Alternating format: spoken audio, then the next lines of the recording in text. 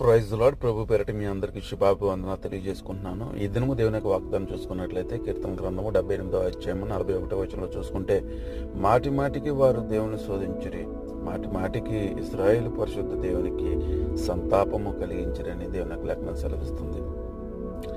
ఆయన హస్తంలో చిక్కుగా ఉన్నటువంటి మనము, ఆయన జీవాయువుగా మనము నరులమైనటువంటి మనము, ఆయనకి ఇష్టమైనటువంటి బిడ్డలుగా ఉన్నటువంటి మనము, ఆయన స్వరూపమందు చెక్కబడినటువంటి మనము, ఆయన పోలుకు చొప్పున తయారు చేయబడినటువంటి మనము, మళ్ళీ మనం ఎవరి మీద తిరుగుబాటు చేస్తున్నామంటే, ఎవరైతే మనల్ని తయారు చేశారో, ఎవరైతే మనల్ని భూమి మీద పెట్టారో, ఎవరైతే మనల్ని ఆదరిస్తున్నారో, ఇప్పటికీ కాపాడుతున్నారో అలాంటి వాళ్ళ మీద మనం తిరుగుబాటు చేస్తున్నాం.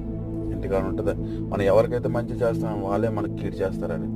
ఆ కీడు చేసేటప్పుడు దాని యొక్క పెయిన్, దాని యొక్క విధానం ఎలాగైతే మనకు వస్తూ ఉంటుందో, దేవుని కూడా మనం చేసే పనులు కూడా అలాంటి నొప్పి వస్తుంటుంది. అటువంటి మన జీవితాల్లో